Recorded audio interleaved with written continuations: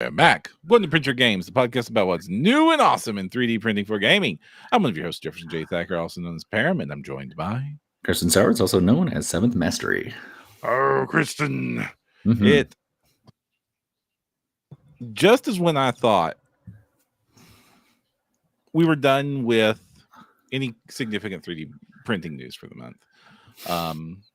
Because we're moving into the holiday season. This is the time when all we should be talking about is sales. Which Christmas to get for Christmas?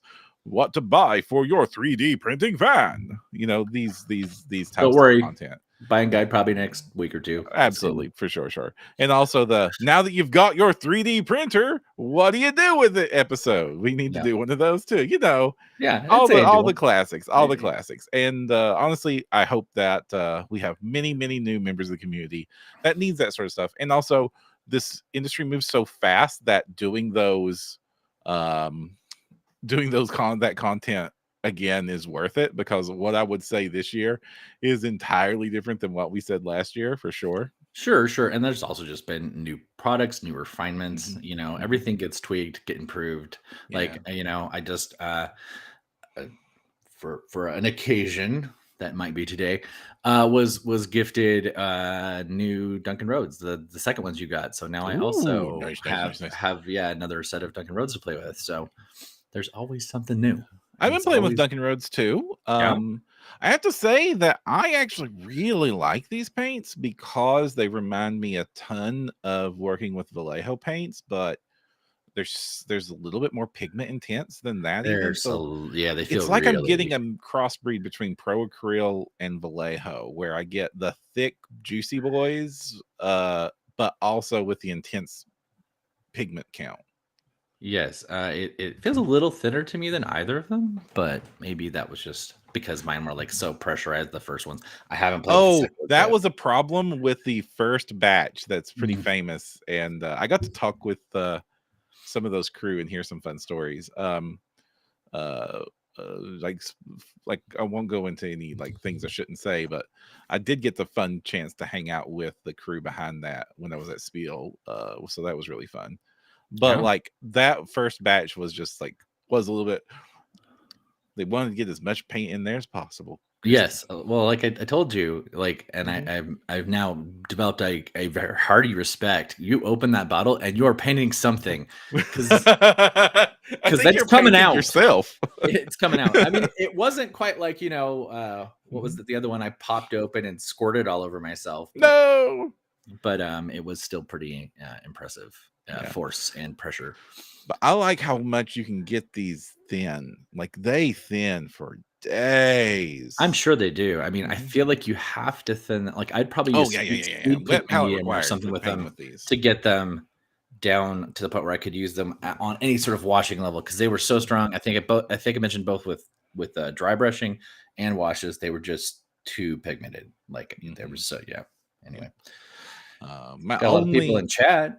Yeah, we got tons of people in chat. We've got Six Kind of Sorcery, we got James, we got David, we got Samaflange, and that's everybody that's chatted so far. Hey, welcome to the show. If you've got any questions or comments, get them out. We'll answer them throughout the show because we record this live in front of a live audience. No caffeine required. I was going to say Twitch audience like I usually did back in the days, but Twitch is the one platform this show doesn't go out on right now. Actually, it's been going on my Twitch, but it isn't tonight for reasons. Because I'm so close to affiliated on that channel that I have to have a certain number of viewers.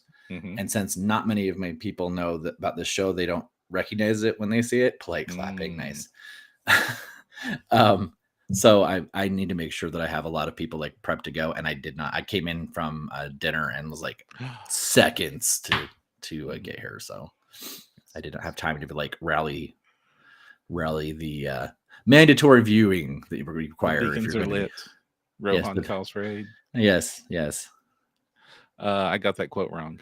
You were close enough. The spirit was there. Yeah. I know, but I shouldn't get a loader quote wrong. Yeah.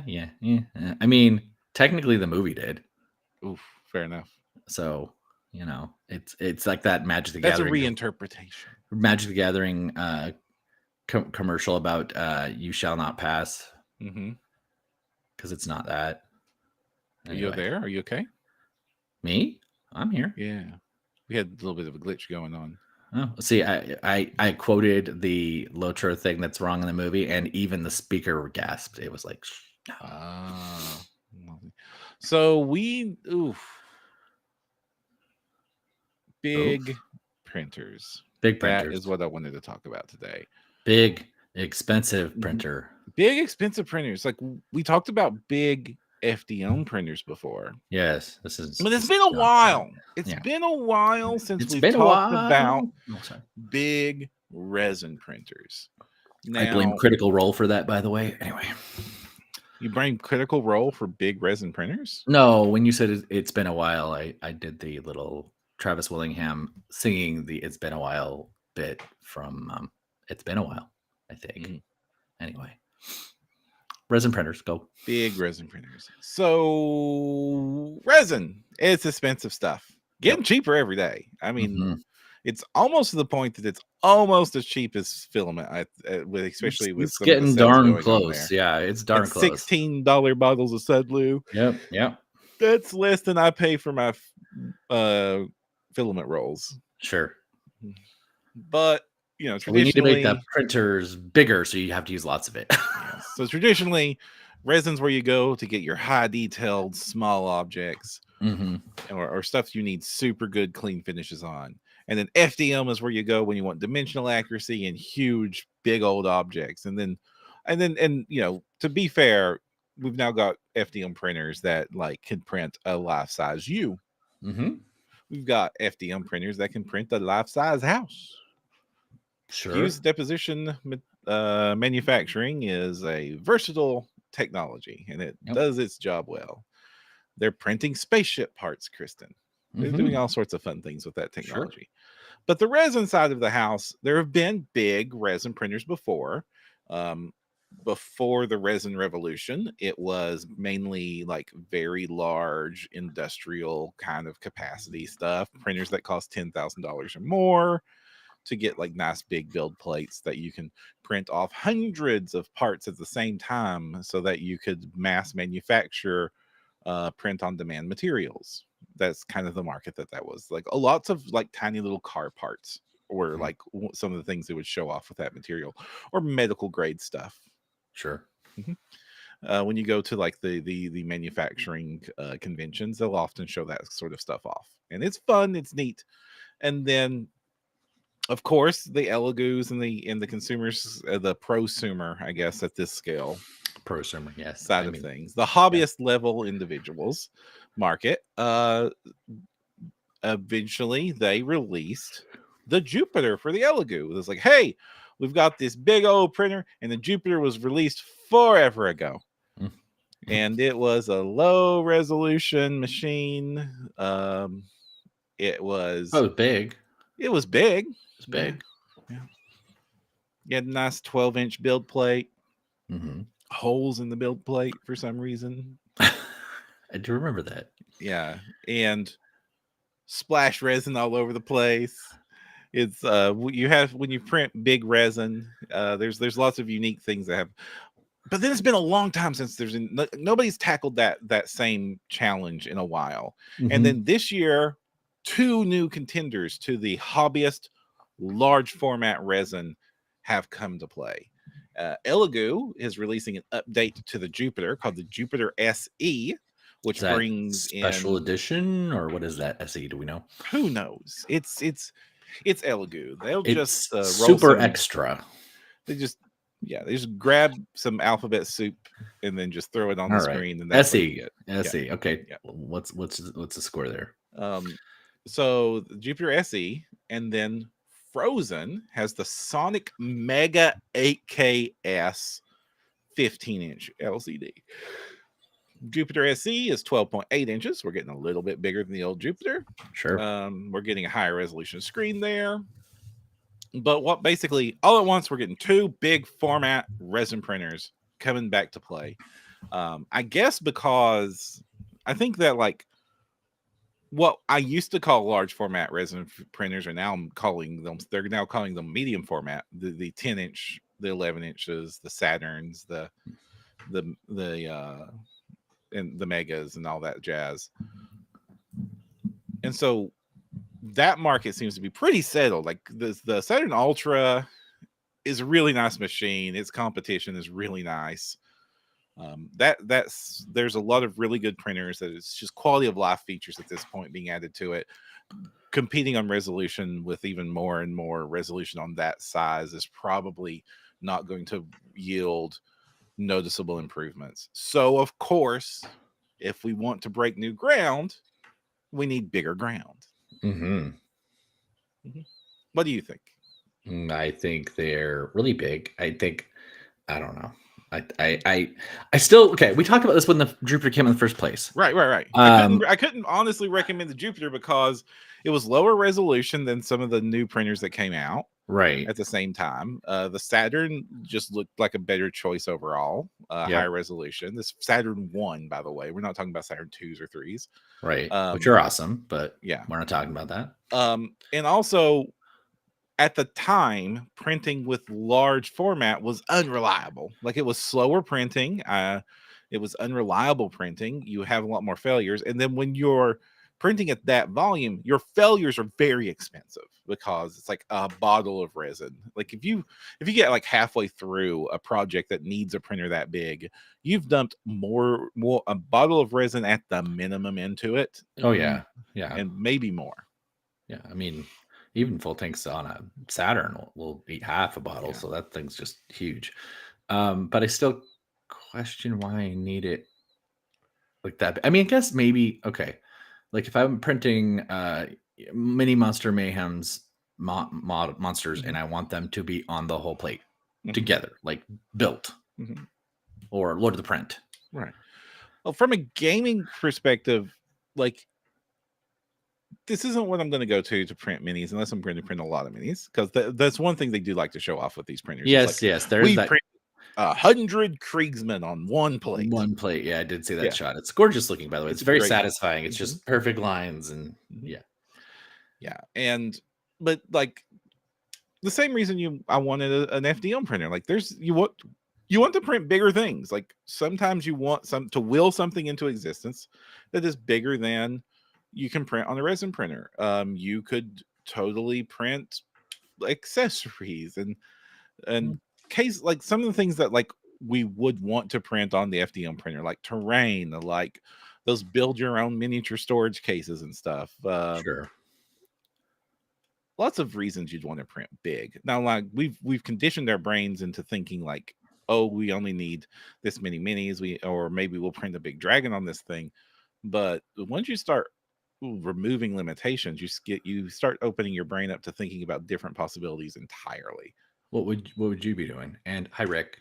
Rick Grayson just joined. Oh gosh, like suddenly like really complicated like templates and movement trays are really cool. Like really high detailed objects, decorative objects suddenly become into play. Like if I'm going to be like building like cool custom game tables and stuff like that, I can think of like really cool corner pieces and decorative items and inlays, like really custom stuff. And gosh, yeah. So some maybe the Magic Gathering counters, and maybe even a deck box. Although I would probably still lean FDM for that. I don't know. A lot of terrain options become open to possibility there. The idea of doing like the what was it, exteriors, interiors from Cast and Play, and just like doing the whole thing, the whole set on one plate's pretty appealing. Yeah. Like a lot of things I would go to with my FDM printer are printable on these machines, especially the Mega, the 15-inch Mega. We need to go into specs there, but like anything you want big, but you also want really crispy, cool details, because as much as I love FDM printing, even at like high detail settings, you can still see the layer lines. And it doesn't bother me as much, especially when I get cool things, but it bothers a lot of people. Like I've been getting into retro console modding and stuff like that, printing console shells and like custom electronic enclosures and stuff suddenly become open without having layer lines or anything like that. I definitely do think that I have to spend more time on my paint jobs with FDM. to get them satisfied. And I oftentimes have to do more base coating and can't do as many tricks to like save time because I feel like I am compensating for those layer lines a lot. Yeah. So yeah, and that's why like FDM, like a lot of people have leaned into items that benefit from those layer lines, like rough terrain and rocks and stone textures, industrial stuff. Yeah, stuff that looks nice when it's like that. Yeah, but like even I love like for all my basing bits and like I'm printing up like a ton of this dinosaur terrain. Like I've leaned into like a lot of the resin options, the cast and play stuff, the other stuff like not talking about. Other stuff not talking about. Yeah, and like I like having that extra detail. I like having trees that don't have lines on them in the wrong direction. Oh yeah, no, my I did the resin. Okay, it's Print Your Monsters. Has a just like plants and it's just plants. Yeah, and it's little plant. And those things are fantastic. They're all pre-hollowed, which saves a ton of resin. And those things look gorgeous. I did a bunch of those. I don't know if you remember when I did that Feywild set. So they're all like pink and purple and looks like a slightly dangerous Dr. Seuss. Because it also had these big thorny like vine pieces that would like grow out from the bases, and you could scatter it to make it look like it was growing through any part of the board, and it was neat. I should say it was. I still have them, but anywho. Oh, another cool thing to print. I also remember the other big advantage of resin is all those cool things we were printing in FDM.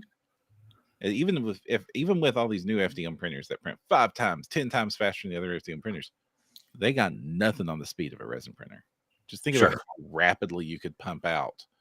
Like, if you were doing paint storage racks for your cool new tooth and coats, you could just burst those out in a day. Well, that only one dimension mattering for speed is kind of amazing. So, and the bigger the plate, the more you get done in just the same amount of speed. If you just had the money in your pocket right now, would you buy the Frozen? What would you do? It's two things that need to happen with these big printers, which is why we need is a big printer right for you? Is a conversation to have here. A lot of people, especially over the last year, be like, I'm getting into printing. Is a Jupiter a right choice? Before the Jupiter refresh, the answer was, as your first printer, no. And now it's still no. Probably not as your first printer. Not as your first printer. I would say if you're maybe running a print shop, like you have merchant licenses, and I hope that if you're going to jump into a print shop, it's not you're going to have a little bit more print experience before you decide to make this a business. That's fair. That's fair. Although I'm not going to pull that back. I had 2 people ask me last year, hey, I have X number of dollars. I want to start a print farm. And I'm like, cool. Like, what do you print on now? I don't. I'm like, so you have 0 3D printing. Yeah. I've already got the merchant licenses. I'm like, wait, you've been buying merchant licenses for patrons? He's like, yeah, for like a year now. And I'm like, you don't have any idea what you're going to do. You don't even know if you like it. I don't understand that level of like I applaud people trying to do cool things. I'm gonna say the FOMO probably, right? They don't want to miss that. Always when you're getting into any business, get in educated. Don't jump into this blind, my friends. Yeah. I'm like, if you want to start a print farm, that's great. I still wouldn't recommend one of these printers as your first printer because resin printers are easy to break. They are. Oh, yes. You might, I don't know, not understand how the screen protector could benefit you and put resin all over your LCD. And then you might think, I can scrape that off. It can't be that stuck, and ruin your LCD in a couple minutes. Yep. I am the cautionary tale, folks. They've gotten more reliable. That I would say, like, it's not as terrible idea to have a mid-range printer as your first printer. Like, sure, I would actually at this point recommend someone just start with Saturn, honestly. Yeah. Unless you just need little minis. Like if you're just a player, you just think it's cool to print your one dude. Sure, get your little guy. And the Mars 3 Pro for $150 is still a great way to start. Sure. And just get a couple minis. You could probably even take care of your whole party, pretty easily. Especially like, if you just really want to keep it stripped down, Mars 3, get a membership to Eldritch Foundry or Hero Forge or whatever, and you're good to go. You have like $160 in, buy some resin, and you're printing minis for your party. But this isn't your first printer. You've got a printer. You have a Mars. You have a whatever. You've got an Anycubic. You've got a whatever. And you know what you're doing with printing. Is a big resin printer right for you? Well, now you need to ask, where you putting your big printer? That is a really great question, because honestly, even the Saturn is kind of right at, because I didn't realize, and especially with FDM, but even with resin, you got to have stable surfaces. You got to have actually level surfaces. Things liquid knows what level is. Yes, liquid will let you know if you are overestimating the evenness of your guest bedroom floor, for instance. That might have happened. Yeah. So I would say putting our big boy. If like I had this great idea. There's my large format printer, whatever for FDM was the size of this perfect little desk I had, and but that had a slinging problem because it was so darn big, and it would vibrate and fail and fail and fail and fail. That thing needed to be on the floor or on concrete on a big stable metal table, and you're doing the resin. It's not going to be quite as prone, but it's still going to be sensitive to the situation. Out, not really. No, no. The printers do fine on shaky surfaces. The big slingers. Ones. Yeah, bed slingers do fine. Oh, but then those are designed for it. Yeah. My old one did not. So, but even then, you talk about all the space you need for big format FDM printers. You need to triple that for resin printers, because you need the space for the printer. Then you need the space for the whatever you're going to clean that print bed's worth of print in. And then you need a cure chamber big enough for it to hold that whatever you printed on in that. And I mean, like it's I noticed the size upgrade needed when I switched from a Mars to a Saturn, and was a much bigger improvement in space needed. And it sure as heck, like at first I was able to, like, my Saturn and the cleaning station I had all fit on like one neat little TV tray table in my little workroom. And then when I had to upgrade to my Mars, and then when I upgraded to the Saturn, I needed a whole desk area set up for it with like a wraparound place and a separate place to store stuff. When you kick that up to like a plate that takes 2 freaking hands to pull off the bed, and you're going to need like a tub of isopropanol to clean that in, or like a 5-gallon bucket. Hideous monster washing machine goes with it if you're getting the branded one, right? Like you're still gonna probably even need more space. So yep. And everything is exaggerated when you go bigger. Now, there's all these cool advantages, but I'm just like, know what you're jumping into. Like, when you have a failure on a bigger printer, it is much bigger mess to clean up. It's much more expensive. When you have to change that FEP, Troy H in chat agreeing with me in here. Yes. When you have to change that FEP, oh my gosh, do I know every single? I feel every single screw I have to unscrew on my Saturn compared to the old Mars. Yeah. So it looks like downgraded from a Saturn 1 to, is it 2 Mars 4s? Says to a Mars 4s, but then says doesn't mind multiple print jobs. So I'm wondering, I guess it could be one after another, though, could it? Okay. Yeah. So then that would be tiny space requirements for sure. Which is not to dissuade anybody from doing it, just like get aware of what you're getting into. It's like the difference between buying a puppy and buying a pony. It's like it's 2 different levels of commitment there. That's a big difference. A puppy and a pony. I think it's more like buying a poodle and buying a mastiff, but maybe puppy and pony. I have a mastiff and I love him. Yeah, I didn't say you shouldn't love your mastiff, but he isn't fitting where the poodle goes. The Chihuahua takes more work. You're not putting that in your purse at Paris Hilton. You're that's not happening. Oh. So what do we get? What do we get when we upgrade to the big boys? What do we get when we get a Jupiter or a Frozen? Let's start with the Jupiter because it's the smaller of the two. It's 12.8-inch screen, 6K resolution now. So hey, we're getting a little bit better resolution. It's still not great resolution when you talk about that size, but at least it's not low resolution. You're getting a 277 by 156 print area, 300 tall. Again, tall is less important. I guess in this case, when you're printing big things, you actually start caring about that tall. Sure. Because that's still kind of close to some of the other not huge printer tall abilities. And air purifier built in. Okay, I was about to say, James mentioned ventilation, so I was curious if they had good filters. So yeah, it uses the 4-point leveling system that's on all like the actual bolts and stuff, all that fun stuff there. It's got the new Elegoo diffused array that is getting better print jobs than the old way they were distributing the light that's been showing up on their Mars 4s, their Saturns, even one of the old versions of the old Saturn had it. So it's nice to see that, especially since the resolution is not going to be as crisp as we're going to get. It's good to have as good a quality print as possible with that. And of course, it's got a new resin feeding system, because when you're printing objects that big that are going to take more than one bottle of resin to print because of how big they are, you need to keep adding resin to the tank. And that's non-trivial, because like I've had complete print failures when I've found out I needed to top up. And lots of things can happen when you're mixing a new resin into the old resin. Like temperature difference, boom, will cause a failure.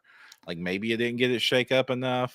Maybe this resin's not a good match to your other resin, or if you're having to mix from one type to the other. Are panicked and realize you're using mystery soup and it wasn't well mixed. Yeah, and even when it succeeds, you will often notice like a line right where that resin changed on the model. So if you aren't painting it, then you will have like a visible line on the model where the resin change happened. Did you see 6 guns here? Resolution doesn't mean squat, he says. Pixel density does. Interesting. Right. Yes. Yeah. Okay. Right. Which is why I mentioned that for the size, it's not that great. But yeah. I noticed that everybody else is bragging on how many macrons the resolution is, and they're not doing that on this one. Interesting. No. They know. They know. Yeah, especially when you got 8K printers on like tiny screens now. oh boy. Yeah. So all nice, but I will note that I was like, well, how much bigger is that than the Saturn 3 Ultra? Because those have been growing in size. They've been pushing the build plate. And the Saturn 3 Ultra 12K is a 10-inch screen that is 218 by 122. So that's, you lose 50 on the X and 25 on the Y. So you're basically losing 2 inches in one direction and an inch in the other, which is significant, but this isn't the humongous jump that it would have been back when this was a 9-inch screen compared to a 12-inch, almost 13-inch screen. Which is why I don't know that this is a good upgrade. Like it's you're getting a bit more elbow room, but it's not like a Mars to a Saturn where you're getting literally 3 print plates worth. So you're getting a bit. We've seen generational shifts in these where we get like a special edition or a 4K or an 8K, and it's actually just a transitional model. But this is all new case.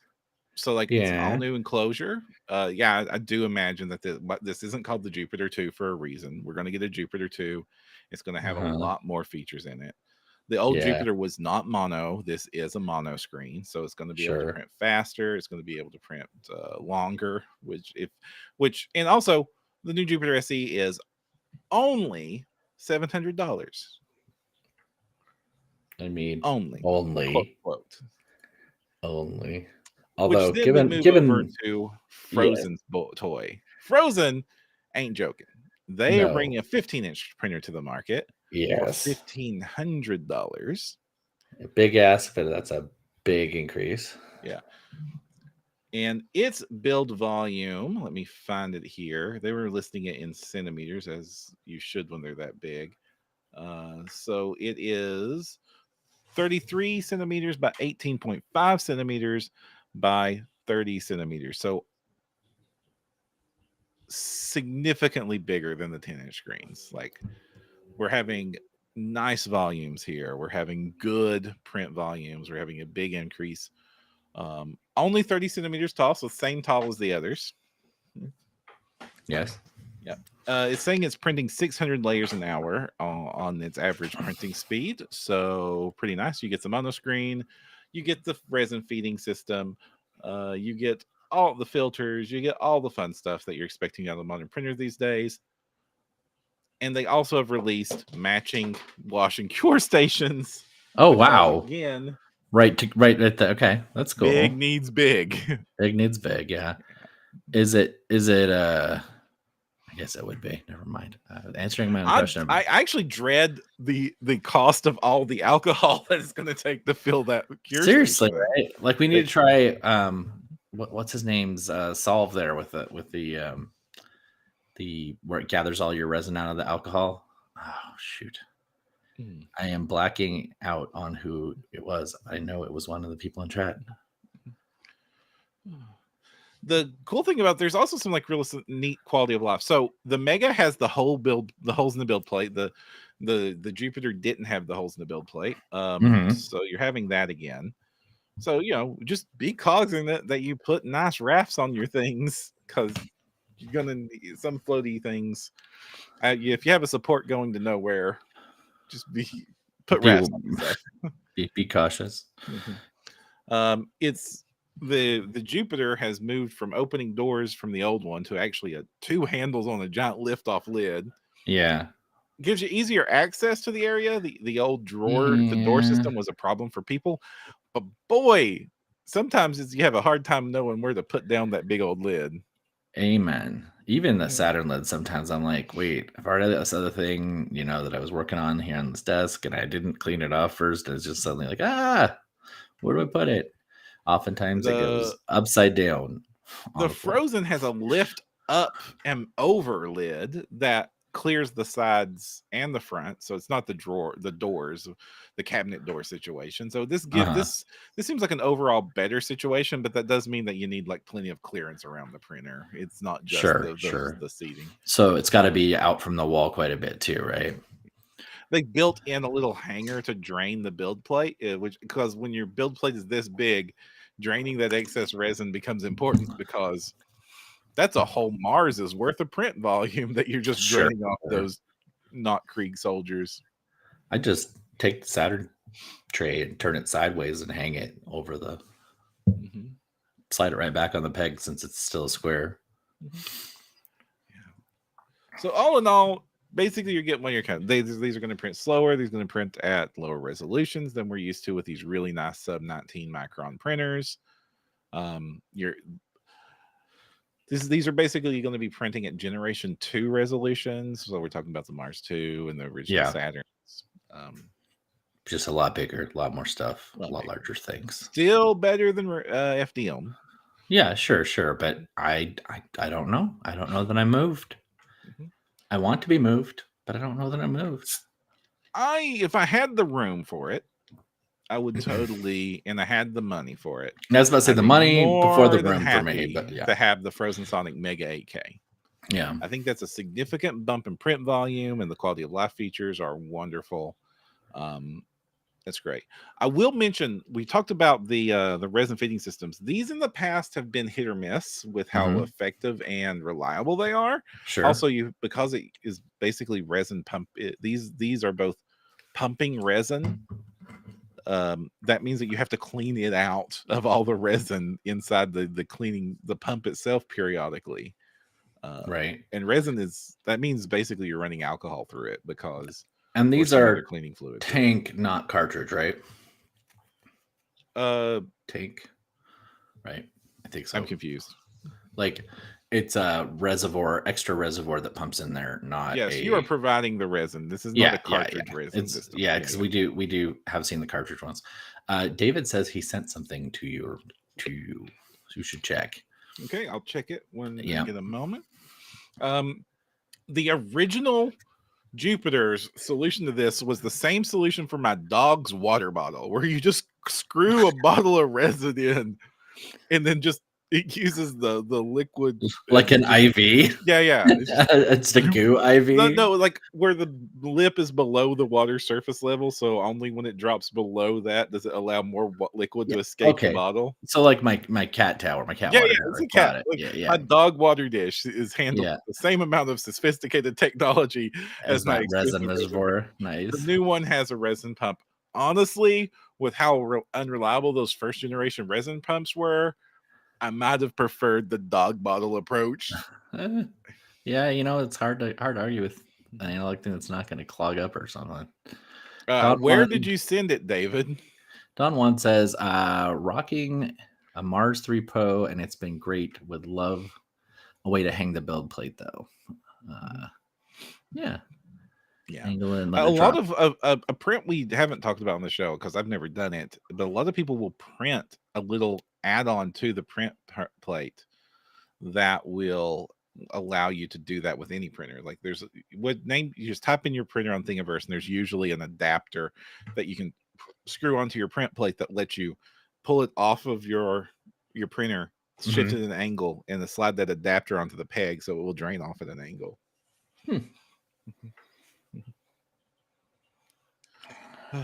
I never printed one of those because I never minded the drippy resins. Though now that I'm switching to more of these quote unquote speed resins, they're so much thinner than the normal resins we were used to dealing with. So they are extra drippy. So they are a bigger mess to deal with. They're extra drippy, but are they thinner? Do they run? Yeah, that's why their viscosity is thinner. But I feel like that would drain faster. Then it does, but that means that if you just get the print done and then you pull it off the printer, and also keep in mind it's hanging there flat, so it's hanging onto that resin a lot more. But you put it at an angle to encourage it to drip. Right. Yeah. So then you pull it off, and then it drips more. It's just going. So it's a little bit more messy with these thinner resins than it is like the thick boy resins. But because they're thinner, they're able to flow under your big old build plates faster, which by the way is why they have holes. I joked about why does it have holes. It has holes in it to make it easier for the resin to flow under the build plate between printing layers faster. Looks like straw pulling from the bottle. Cleaning thing. Yeah, the cleaning thing was what I was talking about. Oh, I'm sorry, David. I don't quite have that in my short-term memory at the moment, so I'll have to tap that later. I do remember it being rather brilliant. Yes, and it supposedly works quite well. I was talking to James about it the other day, so I'm curious if he'll remember. He might not either. So we got big printers and big... Yeah, so are we going to see more big printers? I think we will absolutely see more big printers soon. Jupiter 2 is going to happen for sure.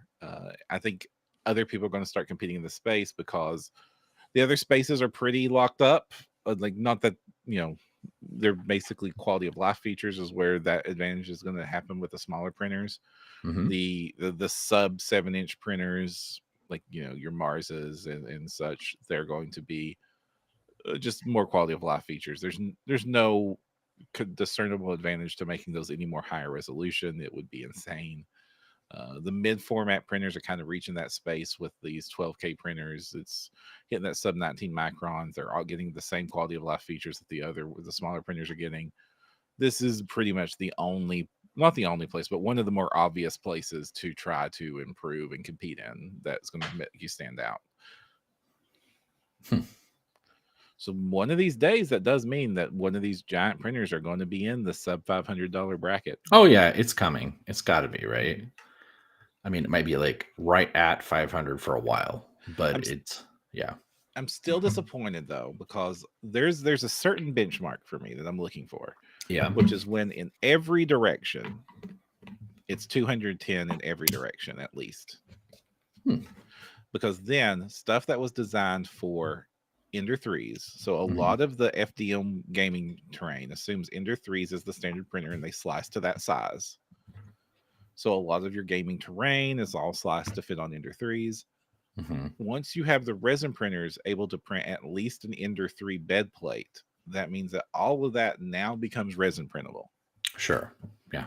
And right now, even on the big 15-inch, it's 30. It's not 30. It is 300.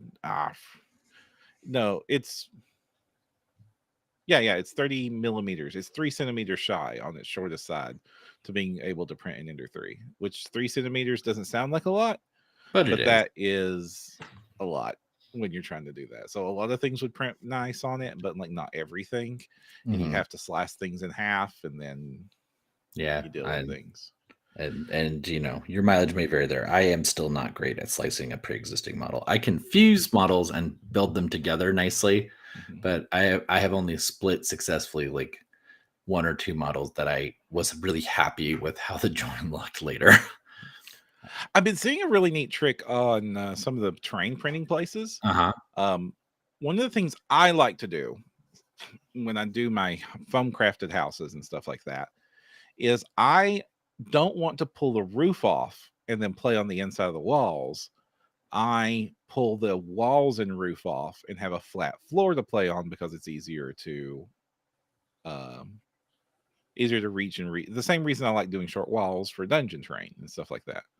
So like the instead of like the wall lifting off up top, the seam is at the bottom.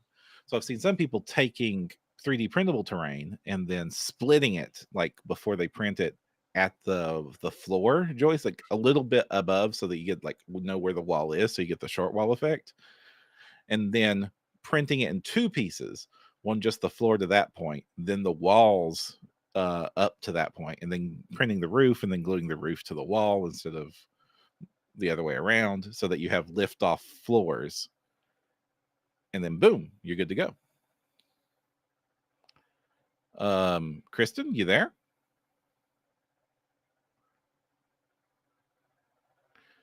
Is anybody in chat still there, or did I just lose internet? I think I just lost internet. Or I lost Kristen? I lost Kristen. Yep. Let's see if we can get him back, but we are getting pretty late in this episode. Anybody got any questions about this cool stuff? Yeah, so I do think that so that's a really neat trick, and I'm wanting to do some more of that because like we've done things a lot because we're used to the way it's been done in gaming stuff for ages. It's easy to pull roofs off of things and look down in them and like see the cool things, but I like that with 3D printing and rapid prototyping, we're starting to see evolutions in people trying new ways of doing this gaming because you're allowed to experiment. You are allowed to try new things without having to risk an entire company, without having to risk a whole development cycle, get thousands of stuff printed off or manufactured in China and moved over. And so the safe old ways of always doing things aren't always the thing. So seeing cool things like the implied walls, the stages, the turntable terrain, and like people just like custom making their houses where the lids lift off. It's just another way that having these printers in our lives are going to make our lives better because we have printers, and also help us discover new ideas in gaming in general that we will get to share with other people as that tech and as these discoveries and as we discover new fun ways of doing things that then can be trickled down into traditional manufacturing for every gamer to get their hands on. I had no idea what just happened. You just froze up and then just gone. So the funny thing is, carry the episode for a little bit there. It looked like you froze up. So I was vamping to no one for like, a couple minutes before I was like, he's not gone. I'm gone. Damn it. So I apologize. Yeah, sorry about that, my friend. All right. But speaking of innovative, cool new ideas that resin, not resin, but 3D printing makes possible, you brought a campaign to my attention. Yes. I actually mentioned this one I want to say a couple weeks back, when it was on pre-market. Everybody knows I have been begging the community to get on making spell effects minis. And not only did someone do that, they did one better. They're calling them interactive minis. There is a set of miniatures with this frontier that look pretty good. They look pretty great. But it's the base. The little base thing has plugs, the little hex plugs that you print little pieces for, and the pieces can be numbers, they can be condition tokens, they can be walls of fire or shield spells, and the spell effects look pretty tight. I'm actually very impressed with them. But I've been asking for something like this for years. And I hope it's not their last effort, because it's great, but I could see, like, it's the sort of thing you could infinitely expand upon, right? Yeah. And everybody knows, like, I mean, I like facing rules. I know a lot of people hate facing, but like, I like facing, and in wargaming, facing is important. So you've got, it looks like, because of the hex setup and the general orientation of things, you've got at least 6 faces on the base, maybe even 8. I think you get 8. Yeah. So you've got, that's compass rose then. So you can do all sorts of facing stuff. Right now we're using printed rings with color on them. So like, they're basically like, we can throw, and it's okay. We've got like 12 gnolls on the battlefield, and then there's the pink ring gnoll and the green ring gnoll and everything. But it does kind of look like someone's been playing like some sort of ring toss game, like in the middle of combat. Like, I remember when 4th edition came out and tracking conditions was so much more important than previous editions. Oh yeah. Everybody was like, just take the rings off of all your pop bottles and then just drop them on your minis. Yeah. Well, and then they came out with, I think they were kind of clever little token sets that you could get per class and stuff. And it was smart on them, because it was another thing they could market. But this right here looks like it's going to work for so many systems. It's going to work for so many different things. Obviously, since the little hex plug thing that they all operate off of looks pretty simple to figure out, you could probably even do your own custom stuff. Oh, it would be infinitely easy to just customize compatible shapes with this. It's just a stick in a hole. Yeah, and I also adore the little numbers and stuff. Honestly, though, you could even just take existing stuff. Yeah, and just adhere them on. You could just smash the tubes. Like me at my hackiest STL skills could just grab something and smack it onto that peg, That's a fun idea. Yeah, no, I love it. And the spell effect thing, the thing I'm excited by is only $29 to get in on. If you want the minis on top of that, it's like 50 something. Yeah. There is an early bird situation, so you probably want to do it soon. Otherwise it goes up to 65, I think, for late adopters. It is packaged with a set of what I would consider like a quote unquote starter set of RPG minis. It very much looks like a welcome. Bit eclectic, because like the one dragon is a Dracolich, which is not your most common dragon. Although his breath weapon is like a fire skull, which it does look cool. The dragon does pretty have hyped a cool about breath effect. Yeah, the fire skull is.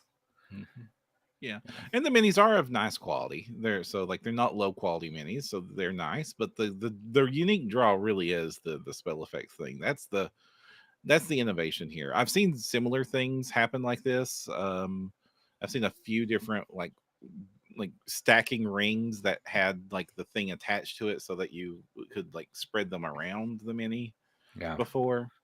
Yeah, I definitely saw an elegant solution for it. And I saw like a generic base that goes on the bottom of things that looked pretty good, and it was clearly 3D printed. But I like this. This has got a lot of potential. But every time I've looked into solutions like this, like in the physical realm, you always have to like do the math of like, how much of this do I have to buy so that I'm prepared on game day? Because having the cool, like, neat little rings and tokens and stuff is really neat until you run out. And like, I needed another poison and I don't have a 4th one. Or 2 people in the party need the, starburst spell effect. And you only got 1 in your kit. And so you have to decide which player gets the cool shield effect or whatever it is. And playing favorites at a table, especially when people are already kind of sensitive about screen time or whose story arc is being focused on. It's just that one more element to your game. If you're playing like a D&D game or Pathfinder or whatever, that can like, your table's already stressed enough, now you've got this little cool thing and you just have the one, granted, usually oftentimes a player buys it for themselves and that takes care of the situation because it's their thing for their mini. But like if it's a dungeon master and you have to play favorites, that's ugly. Yeah, it's a level of drama I rarely deal with, my friend. No, I run a lot. And when you run a lot, you can get drama even at your D&D table. Although mostly the drama is in the storyline. Mm-hmm. I'm pretty hyped about a new one I have coming up. I'm starting a new Thursday game, but it will be online, unfortunately.